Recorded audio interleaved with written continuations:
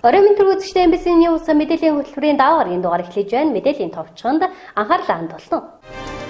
Аймгийн боловсрол соёл урлагийн газраас ерөнхий боловсролын сургуулийн удирдлагуудтай онлайн хурал хэлээ. Дэлхийн 211 орнд коронавирус бүртгэгдээд байна. Азийн хөгжлийн банкны 103.4 сая төгрөгийн санхүүжилтээр анги танхимуудыг тогтчууллаа. Наран булгах сумын зарим малчдын хаваржилт хүндрээд байна. Эдгээр болон бусад мэдээллийн дэлгэрэнгээд анхаарлаа хандуулна. Мэдээлж байна. Дэлхийн нийтэд тархаад байгаа коронавирусын дэгдэлтэй холбоотойгоор хичээл сургуулийн үйл ажиллагааг 4-р сарын 30 хүртэл хязгаарласан. Боловсрол соёл шинжлэх ухааны спортын яамнаас тэлхичээлийн зохион байгуулж байгаа бөгөөд аймгийн хэмжээнд сурагчдын тэлхичээл үзэлт хэр байгаа талаар аймгийн боловсрол соёл урлагийн газраас ерөнхий боловсролын сургуулиудтай онлайн хурал зохион байгуулна мэдээлэл солилцсон ажиллаж байна. Коронавирусын тархалтай холбоотойгоор улсын онцгой комиссийн шийдвэрээр сургууль цэцэрлэгийн үйл ажиллагааг 4-р сарын 30 хүртэл хязгаарласан.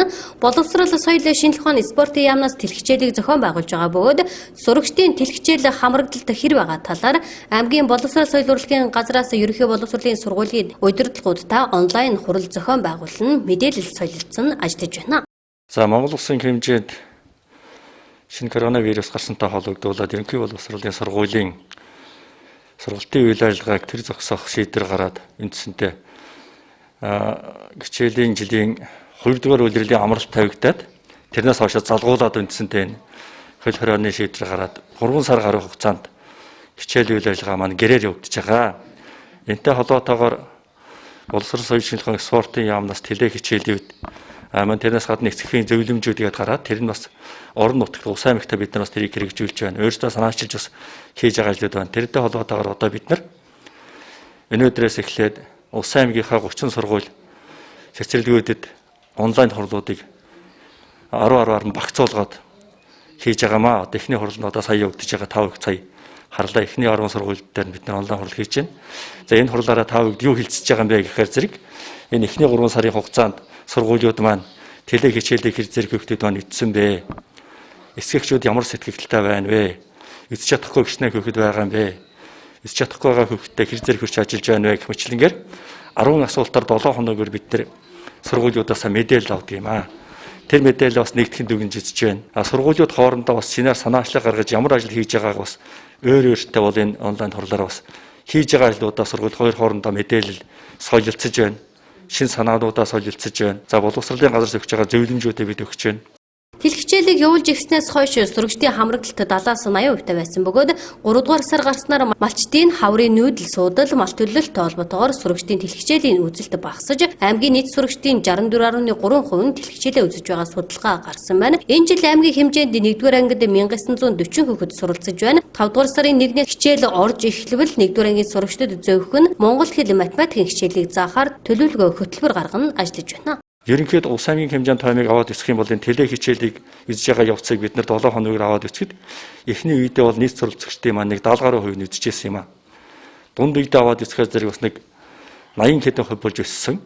Сая хамгийн сүүлдээ 3 сарын одоо сүүлчээр авсан мэдээлэлээр бол нэг 64.3 болж одоо буурсан байна. За энэ одоо яагаад ингэж байгаа юм бэ гэдэг талаар аваад өсгөхөөр зэрэг хүүхдүүдээс нэг шалгалт авахгүй гэдэг мэдээлэл бас яригдсан шүү дээ боловсролын сайдын. Их төгсөгчдөөс бол шалгалт авахгүй. Тэгээ энэтэй холбоотойгоор бас хүүхдүүд яхан тайвширд юм уу яа гэм юм. Бас нэг тэлээ хичээл хийж байгаа хүүхдүүдийн тоо бол бас нэг зөх хэмжээгээр буурсан байна. За бидний хамгийн нэм тулгамж байгаа чухал асуудал бол 1-р ангийн хүүхдүүд байгаа 12-р ангийн хүүхдүүд байгаа. За энэ жил улс аймгийн хэмжээнд 1940 хүүхэд 1-р анги сурч байгаа. Сая одоо бидний эхний 10 сургуулиас аваад мэдээлэл аваад өсгөх зэрэг 1-р ангийн суралцагчдын маань тэлээ хичээлийг үзэх тэрнийг ойлгох бол маш хүндрэлтэй байна. Хичээл бол хурдан хугацаанд яваад өнгөрчдөг харийг буцааж асуух боломжгүй. Хүүхдүүд бас тэрийг чи буцааж үзэж үздэг асуудал бол хүүхдүүд арай багангийн 1-р ангийн хүүхдүүдийн хувьд бол боломжгүй юм. Ийм учраас энэ дээр одоо бид хэрхэн ажиллах вэ? 1-р ангийн хүүхдүүд ч одоо эсгээ үзэж дуусаагүй байгаа шүү дээ. Тэгэхээр зэрэг эрээн төвшөнд одоо яаж ажиллах вэ гэдгийг бид нар бас нэг энэ байгууллагад хариуцсан мэргэжилт ноён дэлгэр гэдэг юм. Бүх одоо аймгийн хэмжээний байгууллагын менежертэйг бас 2 удаа онлайн хурал хийсэн тэр юм. Тэр онлайн хурлаараа бид энэ 1-р анги хүүхдүүдээр нь яаж энэ хоцроглыг нөхөх үү гэдэг талаар эцэгчүүдээс болон багш нараас нь санал аваад бид бас нэг тусгай төлөвлөгөө боловсруулж байгаа. Тэгээ 5 сарын 1-ээс хэрэг манай хичээл урж эхлэвэл бид 1-р ангийнхны тухайд бол арай өөр хөтөлбөрөөр явъя. Эндсэндээ товчхон ярих юм бол математик монгол хэл гэдэг хоёр хичээл бол дагны явъя гэсэн одоо юм төлөвлөгөө байж байгаа хичээл тарах хүртэл. Бусад хичээлүүдийг бол бас яг уу одоо зураг мураг дуу хөгжим биеийн тамирын энтрийг бол бас 2 дугаар ангид нь ороод эднэр бас агуулгаар нь ч юм уу ингээд ч болцаатай юм аа. Эндсэн асуудал маань уншиж үчиж бодож сурах асуудал байна. Гэтэл бас арай тэр чиглэл рүү агуулгах чиглэсэн хөтөлбөр бид төлөвлөж байна. Одоохондоо хичээл орвол. Энэ жил аймгийн хэмжээнд 797 хүүхэд 12 дугаар анги төгссөн. Өнөөдрийн байдлаар эсэлтийн ерөнхий шалгалтын бүртгэл 60% явагдаж байна. За бас нэг хамгийн чухал тулгамж байгаа асуудал бол 12 дугаар ангийн хүүхдүүд үе яшилдэг хүүхдүүд байгаа юм. Энэ жил манай Улс аймгийн хэмжээнд 797 хүүхэд эсэлтийн ерөнхий шалгалт өгсөн. Одоогийн байдлаар бүртгэлэнд бол 60% явж байна манай аймаг. Одоо бүртгэл утгахад дууссан шүү дээ. 60% нь одоо бүртгэлтэй явж байна. За энэ хүүхдүүдийг одоо та бүгд яах гэж байгаа юм бэ гэхээр зэрэг боловсрол соёлын спортын яамнаас бас нэг бодлого барьж байгаа. Тэгэхээр төсөл нь одоо яригдээ гэж байна. Хэрвээ 4 сарын 30-нд одоо 20 chairman дахиад цаашаа сонгогдвол яах вэ гэж. Хэрвээ сонгогдох юм бол 12 дугаар ангийн хүүхдүүдийг бас сая миний 1 дугаар ангийн хүүхдүүдийн талаар баримталж байгаа бодлого шиг яэш төгсөж байгаа хүүхдүүд бас нэг бодлого баримтлахад төлөвлөж байгаа. Одоо шууд хэрэгжүүлнэ гэж ярьж болохгүй төлөвлөж байна. Нөхцөл байдлын урьдчилсан төлөвлөлтүүдийг хийж байна. Энэ төлөвлөлтүүд юу гэхээр зэрэг хэрвээ цаашаа сонгогдох юм бол бусад хичээл орохгүй гэсэн үг шүү дээ. Тийм учраас сургуулийн анги танхим чөлөөтэй байна. Дотор байраа чөлөөтэй байна. Энэ нөхцөлд бол 12 дэх хүүхдүүдээ бас нэг цөөхөн манай яамнаас төлөвлөж байгаагаар бол нэг ангид бол нэг 15-аас илүү хүүхэд байхгүйгээр шинэ анги үүсгээд зөвхөн төгсөгчдийн. Нэг хүүхдийн хооронд суух зай нь бол нэг метрээс дээш зай цуулгаад шинэ ангилыг үүсгээд ингээд одоо хичээлтийг богино цагаар 8-аас 15 цагийн хооронд гэж төлөвлөж байгаа. Хичээл одоо хийлгэхээр төлөвлөж байгаа. Ийм төлөвлөлтүүд хийгээд байна. Улс аймгийн тухайд бол бас нэг 17 8 хүүхэд төгсдөг сургуулиуд бас байдیں۔ Одоо жишээлбэл Киргас байна, Илгээ сум байна, Зүүн хангаа гээд одоо тийм 12 дугаар ангийн 17 18 хүүхэдтэй тийм бас сургуулиуд байна. Энэ хүүхдүүдийг маань одоо бас бид нэр бэлтгэхэд багш гүний нөөц гэдэг асуудлаас төвхтэй байдаг хөтөө суманд чинь. Эсэлтийн ерхий шалгалтанд 10 төрлийн хичээл байгаа. Тэр 10-аар нь бэлтгэгчдэг одоо тийм хэмжээний бас нэлээд тэгшин бэлтгэгдсэн багш гүний нөөц чинь хөтөө сумдаас ховор байдаг байхгүй. Тэр энэтэй холбоотойгоор бид цаашдаа эцгийнхээс нь санал аваад, сургуулиас нь санал аваад тэд үнэхээр тэгьяа гэх юм бол бид нар бас зөв хэмжээнд бисчилсэн байдлаар юм аймгийн төв дээр нэг сургуулиудын дотор байр одоо эзгүй байж байна. Багш анги танхим бэлэн байж байна. Бисчилсэн байдлаар бод бас юм уу аймгийн төвийн сургуулиудад авчираад бид нар энд байгаа одоо шидэг сайн багш нараараа бас нэг сар гарын хугацаанд бол яарт бэлтгүүлчих тийм бололцоо бас судалж үзэж байна. Хэдэн тэр үзэгшээр бол ийм маягаар бид бас эсэлтийн ерөнхий шалгалтаа хүүхдүүдэд бэлтгэе гэсэн ийм чиглэлээр ажиллаж байна. Аймгийн боловсрол соёл урлагийн газраас ерөнхий боловсролын сургуулиудтай онлайн хурал зохион байгуулснаар тухайн сургуулийн сургалтын үйл ажиллагаа сурагчдын тэтгчээлийн хамрагдалтанд үнэлэлт өгнөлт өгч сургууль тус бүрт ямар арга хэмжээ авч ажиллаж байгаа туршлагыг бусад сургуулиудад хуваалцах, харилцан туршлага солилцох давуу талтай гэж үзэж байгаа юм а.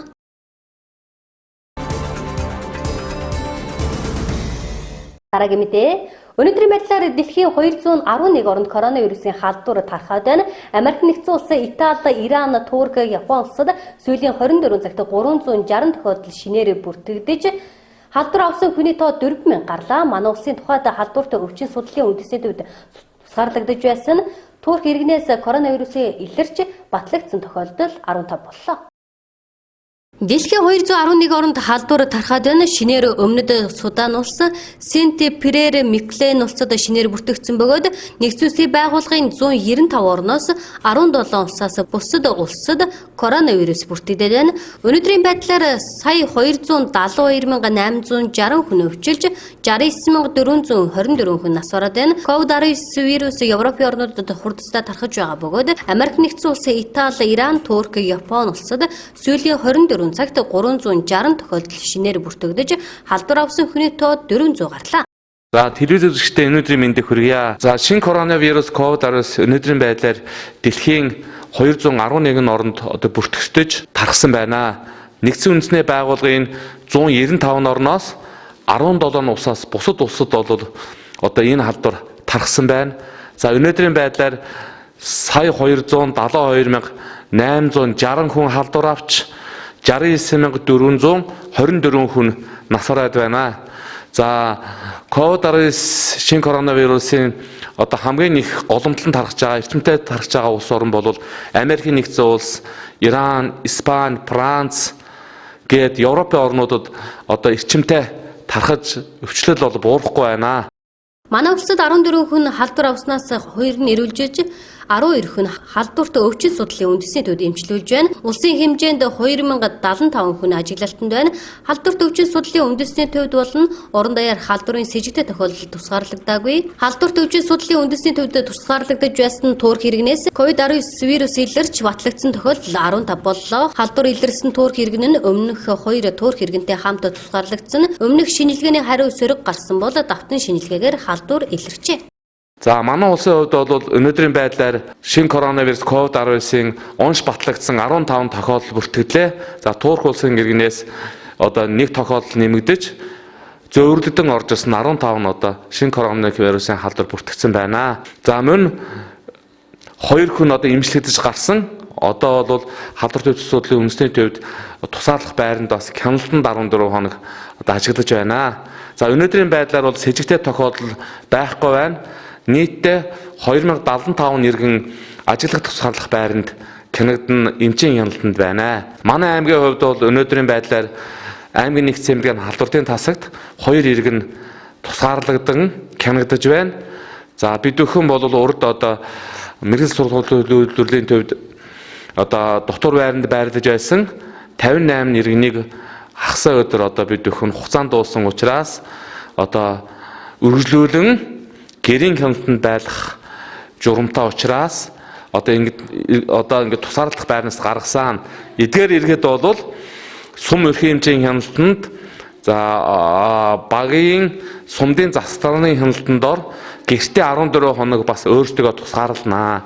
Яагаад ингээд бид нар шинэ коронавирусыг өргөлүүлэн ингээд тусгаарлаад байна гэвэл нууц үеийн хугацаа маань 21 хоног гэж үтсэнтэй холбоотой байгаа.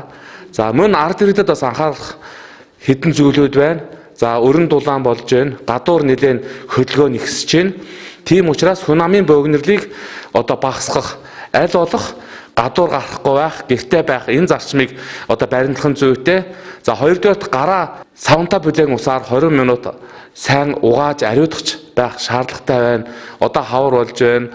Янз бүрийн одоо гол горих усны бохирдол их болон тийм учраас гарын нарийн цэврийг маш сайн баримтлах хэрэгтэй. За дараа нь бол амны хаалт. Амны хаалт зөөхөн одоо маш их ач холбогдолтой та бүхэн одоо надаар хэлэлцэхөө мэдж байгаа учраас анхаарахын зүйтэй. Эдгээр одоо наад захын 3 дэглэмийг барьж чадах юм бол шинэ коронавирусаас өрсөн сэргийлэх боломж ард иргэдийн гарт, хувь хүний гарт бүрэн байна гэж Дэлхийн эрүүл мэндийн байгууллага бол үзэж байгаа. Манай аймагт халдвартын тасагт 2 иргэн тусгаарлагдаж байна. Улаангон политехник коллежийн дотор байранд тусгаарлагдаж байсан 58 иргэн тусгаарлалтын хугацаа дуусаж тусгаарлах байрнаас гарсан бөгөөд тусгаарлалтаас гарсан иргэд дахин 14 хоног гэртээ өөрсдөө тусгаарлах шаардлагатай юм. Сүүлийн үед коронавирус илрэх нууц хугацаа 4-7 хоног буюу 28 гэж эрдэмтэд үзээд байгаа юм. Тусгаарлалтаас гарсан иргэдийг мэргэжлийн байгууллагын албан хаагчид хяналт тавьж ажиллаж байна.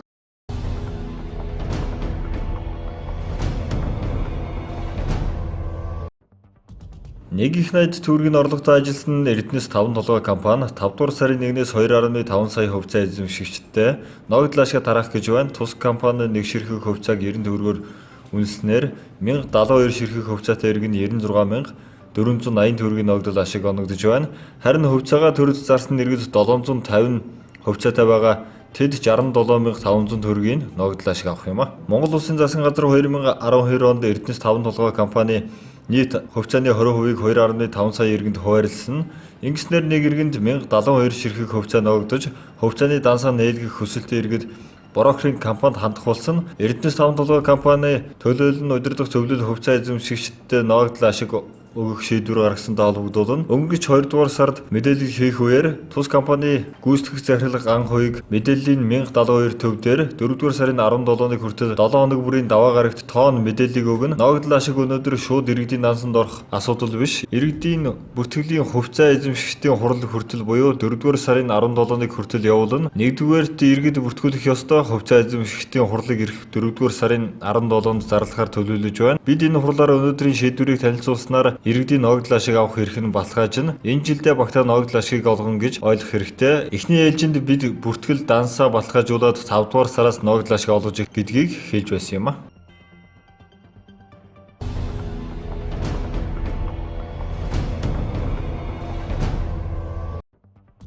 Улсын онцгой комиссийн шийдвэрийн дагуу Сөүл Улаанбаатар чиглэлд 2020 оны 4-р сарын 8-ны өдөр нислэг үйлдэгдэн. Энэ удаагийн нислэгээр буцах иргэдийн бүртгэлийг Элчин сайдын яам Монгол иргэний агаарын тээвэр компанитай хамтран утсаар хийн. Элчин сайдын яамны Facebook хаяг цахим чуулгангаар бүртгэл хийгдэхгүй бөгөөд дараах шалтгаантай иргэдийг тэргүүн ээлжинд бүртгэж хамруулна. Үүнд эмчийн хяналтанд байгаа хүнд өвчтөн, жирэмсэн их төр хугацаагаар хүүхэдтэйгээ ирсэн эцэг их, жирэмсний 37 хоногоос дээш бол урагт нөлөөлөх аюултай тул агаарын хөлөгт суулгахгүйг анхаарна уу? Хүүхдийн төрсний гэрчилгээ хөгжлийн бэрхшээлтэй иргэн, нотлох баримт бичиг өндөр настай нь, эмэгтэй 55 наснаас дээш, эрэгтэй 60 наснаас дээш, цахим бүртгэлийг 2020 оны 4-р сарын 4-ний өдөр 11 цагаас 18 цагийн хооронд доорх харгалзах дугаарт холбогдож бүртгүүлнэ. Үүнд эмчийн хяналтанд байгаа хүнд өвчтөн тэг 10 82 тэг 5 34 64, жирэмсэн их тэг 10 27 23 34 64, хөгжлийн бэрхшээлтэй иргэн тэг 10 27 72 21 99, өндөр наснд тэг 10 68 51 21 99, бага насны хүүхэд асран хамгаалагч тэг 10 56 35 33 66, бүртгэл хамрагдаж суудлан баталгаажсан иргэд Монгол Улсын эрүүл мэндийн яамны шийдвэрийн дагуу гадаадаас ирж байгаа иргэд коронавирусын шинжилгээг заавал өгсөн байна. Иргэд өөрийн оршин суугаа газрын эмнэлгүүд болон эрүүл мэндийн төвд хандаж коронавирусын шинжилгээг өгч шинжилгээний хуудсыг онгоцонд суугтаа үзүүлнэ. Шинжилгээний бичиггүй иргэнийг агаарын хөлөгт суулгахгүй. Монгол улсад очсны дараа 21 хоног өөрийн зардлаа төлж тусгаарлагдах бөгөөд холбогдох горимыг чанд мөрдөх, зочдсон тохиолдолд хүлээлгэх болно гэдгийг Монгол улсаас бүгд найрамдах Солонгос улсад суугаа Элчин сайдын яамнаас мэдээллээ.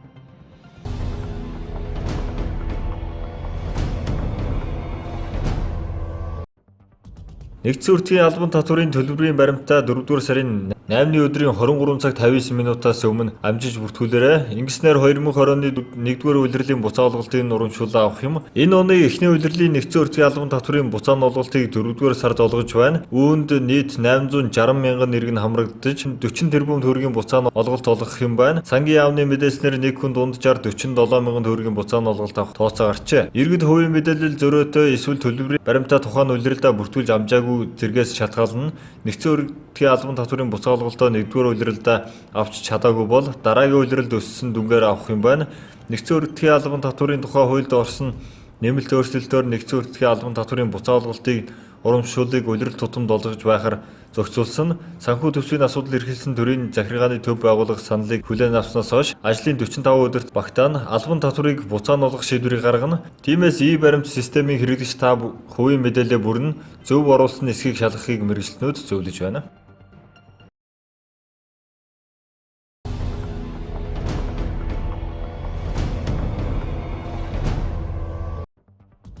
Эсэлтийн ерөнхий шалгалтын онлайн бүртгэл 4-р сарын 15-ны 18 цагт дуусна. Бүртгэлийн хугацаа цагийг сунгахгүй ба нэмэлт бүртгэл хийхгүй. Эсэлтийн ерөнхий шалгалт өгөх шалгуулагчдын онлайн бүртгэл AEC цахим хуудасаар орон даяар Улаанбаатар хотын цагаар 2020 оны 2-р сарын 19 цагт эхэлсэн юм. Энэ талаар боловсролын үнэлгээний төвийн захирал Ган Эрдэнэ өнгөрөгч Баасан гарагт мэдээлэл өгөхдөө одоогоор эсэлтийн ерөнхий шалгалт 16911 шалгуулагч бүртгүүлээд байна. Үүнээс өмнөх оны 1803 шалгуулагч байгаа бол хөгжлийн бэрхшээлтэй 3 шалгуулагч бүртгүүлсэн. Энэ жилийн эсэлтийн ерөнхий шалгалтыг хойшлуулахгүйгээр 7 дугаар сарын 2-оос 5-ны өдрүүдэд улсын хэмжээнд зохион байгуулахаар бэлтгэл ажлыг хангаж байна. Өмнөх жилүүдтэй харьцуулахад энэ жилийн бүртгэлийн явц тааруу байна. Мэдээж энэ нь танхимын сургалт яваагүйтэй холбоотой байх. Шалгуулагчдын дунд эсэлтийн ерөнхий шалгалтын хугацаа хойшилсан юм чинь бүртгэл нь бас хойшлно гэж бодож байж магадгүй. Бүртгэл яг 4-р сарын 15-нд хаана яагаад бүртгэлийг хугацааг сунгахгүй вэ гэхээр эсэлтийн ерөнхий шалгалтанд бүртгүүлсэн шалгуулагч бүртээ тулж ажиллана. Жишээлбэл Монгол улсын хил дээр 2400 орчим сурагч байгаагаас төгсөх ангийн 74 сурагч байна. Эдгээр сурагчдад хил хамгаалах ерөнхий газрын холбооны ангитай хамтран мэдээлэл хүргэхээр ажиллаж байна гэдгийг хэлж байсан юм. Төгсөх ангийн сурагчдад зориулж ахлах ангийн сурагчдын сургалтын хөтөлбөр агуулгын дагуу бэлтгэсэн теле хичээл, эсэлтийн ерөнхий шалгалтад зориулсан теле хичээл, лайв хичээл, видео зөвлөмж зааврууд, цахим зөвлөх портал сайт, суралцагч нэг бүрт хүрэх гарын авлагыг бэлтгэн эх 7 хоногоос тараана гэдгийг холбогдох албаных нь мэдээллээ.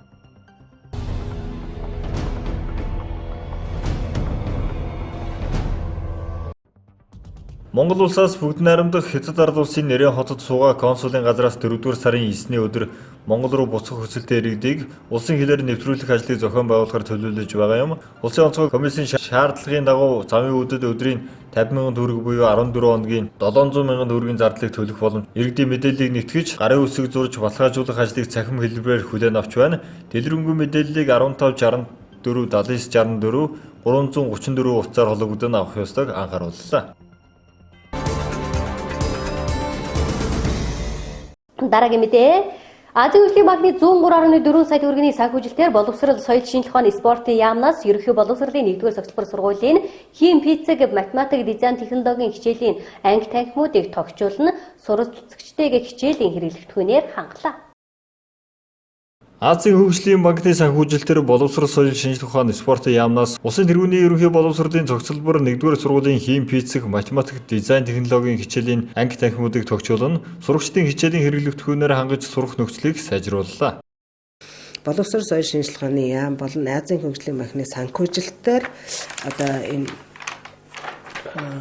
хөрөнгө оруулалтууд нийлүүлэгдсэн байгаа хөтөлбөр эрхлүүлэх хүүхдүүдийг хичээлийг дадлага туршлагатайгаар явуулах ийм чиглэлээр физикийн лабораторийн тоног төхөөрөмж, химийн лабораторийн тоног төхөөрөмж, дизайн технологи гэхээр эмэгтэй, эрэгтэй тэгээд зураг зүй гэдэг дизайн технологи тал руугаа энэ чиглэлээр бол тоног төхөөрөмжүүд, математикийн хичээл, аудио, видео хэрэгсэл гэдэг энэ 5 төрлөөр манай сургууль 103.4 сая төгрөгийн хөрөнгө оруулалтыг хийсэн байгаа. Энэ хөрөнгө оруулалтыг бид нэр энэ хүүхдүүд хичээл орохгүй байгаа энэ тохиолдолд багш нар маань цөөнөрөө ирээд тэр анги танхимаа тогтжуулдаг, сургуулийн техник хэрэгслээ нийлүүлэгдэж байгаа тоног төхөөрөмжийн аюулгүй байдлыг яаж хангах вэ гэдэг чиглэлээр бүх тогтчлтынхаа хичээл ороход хүүхдүүд бэлэн байдалд орохоор ийм бололцоог хангаад явж байгаа. Цахилгаан техникийн кит байгаа. 5889 төрлийн туршилт хийдэг. Сүүлийн STEM боловсрол гэж яриад байгаа шүү дээ. STEM хөтөлбөр гэдэг. Тэгэхээр хүүхдүүд энэ дээр яаж эдгэрийг яаж ажиллаад ингээд тавиад сенсийн нэргүүлээ чийдинг насаагаад ингээд эсэх үедээ PC-ийнхээ тэр цахилгаан техникийн мэдлэгээ олд авчна гэсэн. Тоглож явах хэвээр хичээлээ ингээд ойлгох чинь гэсэн санаатай байна да. За гэх мэт ингээд ерөөхдөө Азийн хөгжлийн банкны чиглэлээр 86 төрлийн физикийн багж ирсэн байна. 39 сая төгрөгийн үнэтэй. За тэгээд ерөнхийдөө 6-аас 12 дугаар ангийн сурагчдууд энэ дээр ажиллах боломжтой. Тэгээд Ардуино хөгжил талаар маш сул хотын хүүхдүүд роботын тэмцээний уралдаан гэдэг яваад байгаа шүү дээ. Тэгэхээр манай энэ тэдрийг телевизээр л гайхахаас юм байхгүй. Тэгэхээр бидэнд яаж тэрийг хөгжүүлэх тийм боломжтой. Ардуино ингээд энэ ирсэн юм байна. Энэ дээр хүүхдүүд ажиллана. Энэ дээр ажиллахын тулд математик, физик, технологи, мэдээллийн хичээлийн мэдлэг шаардлагатай гэсэн. Максвеллийн пендулум гэх юм. За ингээд дээш нь доош ингээд савлаа явчихсан тийм. За гироскоп гэдэг юм. Гироскоп гэдэг байна. За гэрлийн аваад тугуултыг ашигладаг. За ингээд улааны улаан тэглэх тийм. Тэгээд нэг халаах юм бол та нар дунд сургуульд бас мэдчихлээ тийм. Энийг шаарга ингээд халаахаас өмнө багчсан. Халаасны дараа багтгаа яач гэсэн. Тэлэлт. Дулаан тэлэлт. За ингээд энэ дэр хамгийн гол чухал сонирхолтой бол энэ бол ингээд плазмын чийдэн гэдэг телевизээр л хардаг гэсэн юм дэр. Ингээд энэ дотор бол плазмын орчин үрдсэн. Тэгээ энийг бол хий дотор цахилгаан гүйдэг хичээл дээр энийг бол ашиглах боломжтой гэсэн. Яэл юм бэл. Плазм. Гар бартгар. Тэгээ гар ингээд хөрөнгөд ингээд энэ дээр ажин цахилгаан потенциал ялгуур мэдрээд байна. Энэ дээр болж модны тохирос уур машин дээр бид нар хамгийн ойрхон мэддгээр болж даам хийж болно, шатар хийж болно, аягхийн энэ дээр энэ модны тохирос уур машин дээр тийм эргэлтийн бичтүүдийг нөгөө нэг урсын нөгөө нэг баабушгагээд юу энэ төр бан эргэлтийн зүйлсүүдийг л хийж гэсэн.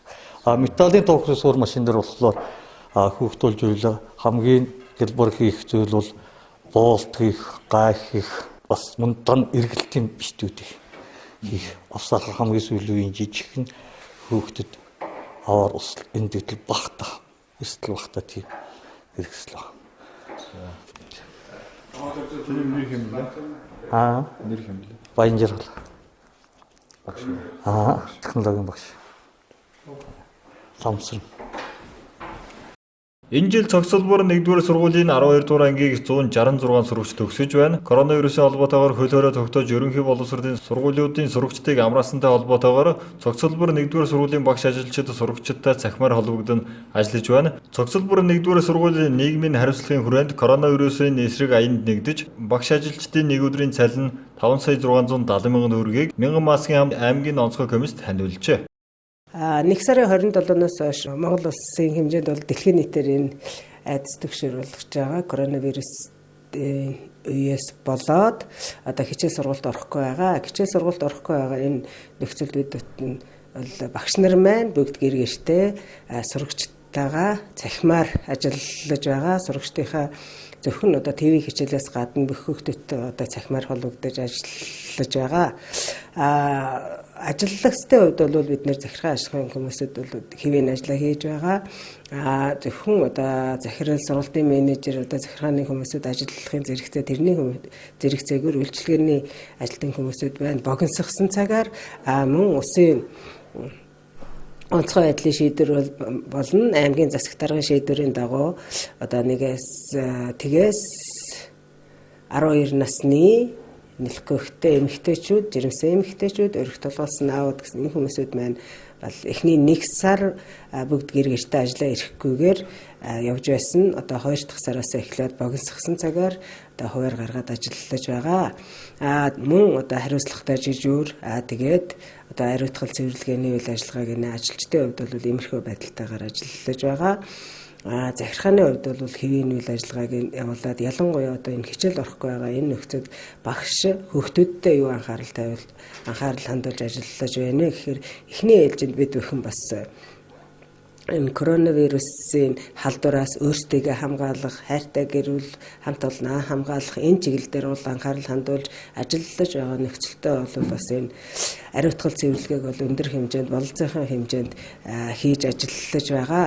Энэ үед бол зөвхөн одоо манай багш ажиллагчид маань өөрсдийнхөө нийгмийн хариуцлагыг бас хумсрал нь аймгийн онцгой комист нэг өдрийнхээ цалин 5,670,000 төгрөг 1000 масктай бол бүх ажилтны налуу агчид маань уйж хандуулсан байж байгаа. Тэгэхээр 500 маска бол бид нэр аймгийн онцгой комист хандуулсан 500 маск маань энэ эмэгтэйчүүдийнхээ чиглэлээр хандуулсан байгаа учраас зорилттой бүлгийн хүмүүсэд тараагдаж байна лээ. Нэгэн хэсэг нь бол бас энэ Солонгос улсын хандийн аянд бол ингэж явж байгаа. Тэгэхээр нийт багш ажиллагчид маань нийгмийн хариуцлагыг хүлээж бас бусдыг манлайлж боловсролын салбарын өндөр хэмжээнд ухамсарлаж ингэж ажиллаж байгаа. Нийт багш ажиллагчдаа бас талархал илэрхийлье.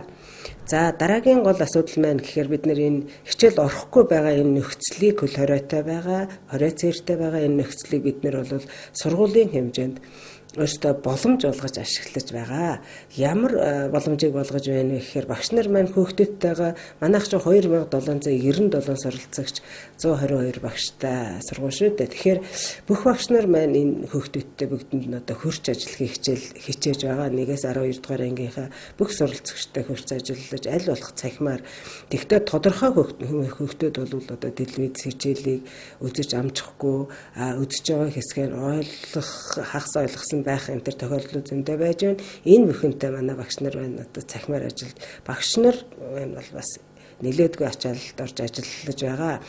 Тэр тутмаа одоо бас элстэй ерөнхий шалгалтанд орох 12 дугаар ангиад төгсөж амьдралаа бөгөөд мэргэжлээ сонгох гэж байгаа энэ турган мөчид манайх 166 хүүхэд одоо төгсгөр бэлтгэгдээд байж байна. Энэ чиглэлээр бас сургуулийн хэмжээнд нэлээдгүй бодлогыг барьж ажиллаж байгаа. Их эцгүүдийн гар дээр одоо хүүхдүүд маань байгаа учраас энэ дээр бол илүү анхаарлыг хандуулж тэр хүүхэд маань одоо цагийн цаг үедээ таараад цахимаар одоо тэр хүүхэд ТV-гээр хичээлээ үзэн, цахимаар хичээл сургалтаа судална, эргээд тэр цахимаараа бол багш нартайгаа холбогдох энэ ажил дээр бол идэвхжүүлж өгөөч. Тэгэхээр манай сургуулийн хувьд бол зөвхөн одоо ТV хичээл дээр үзээд хүүхдүүд юм хийгээрэй гэдэг ингээд орхих биш. ТV хичээлээс гадна манай сургуулиуд сургуулийн багш нар маань өөрсдөө цахимаар энэ классрум бусад одоо энэ боломжуудыг ашиглаад хүүхдүүдтэй одоо хичээлүүдийг нэлээд хийж байна.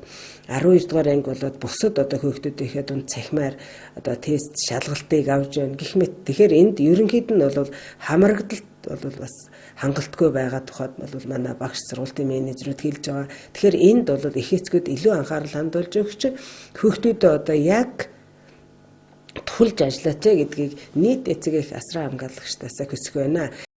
Хууль хорой тогтоосонтой холбоотойгоор боловсрол соёл шинжлэх ухааны спортын яамнаас теле хичээлийг сурагчдад хүргэж байгаа билээ. Цогцлбор 1-р сургуулийн багш ажилчид сурагчдтай цахимаар холбогдож хичээлийн ойлголт болон шалгалтыг авч ажиллаж байгаа бөгөөд энэ жил төгсөж буй 12 дугаар ангийн сурагчид руу илүү анхаарал хандуулан ажиллаж байна. Дараагийн мэдээ. Увс аймгийн Наранбулаг сумын зарим малчдын хаваржилт хүндрээд байна. Наранбулаг сумын хувьд засвахтай өвлжилт өнтөө давсан ч сүйд орсон цасны нөлөөгөөр малчдын хаваржилтын нөхцөл байдал хүндрээд байгаа юм. Сумын удирдлагуудын зүгээс хаваржилт хүндэрсэн малчдад өвсдөжлийн нөөцийг хөргүүлэн ажиллаж байна. Увс аймгийн Наранбулаг сумын зарим малчдын хаваржилт хүндрээд байна. Наранбулаг сумын хувьд цас багтаа өвлжсөн хэдий ч сүйд орсон цасны нөлөөгөөр малчдын хаваржилтын нөхцөл байдал хүндрээд байна. Цасны зузаан 60-аас 70 см хүрч малын бэлчээр хомсдож, зарим малчдын хотонд хурч очих боломжгүй болсон тул сумын удирдлагын зүгээс машин техникээр зам гаргаж хаваржилт хүндэрсэн малчдад өвсдөжлийн нөөцийг хөргүүлэн ажиллаж байна. Наранбулаг сумын хувьд бол энэ жилийн үйлжилт маш их сайхан болсон. Ханга, говь аль талдаа энэ жил цас багтаа их сайхан болсон. За мөн 3 сарын 23-ны үед одоо яг одоо цастаа хэсгээр дагаж цас нэмж орсон. Энэ цас бол бүр гомшийн байдалтай бүр одоо 60-70 см ийм цас орлоо.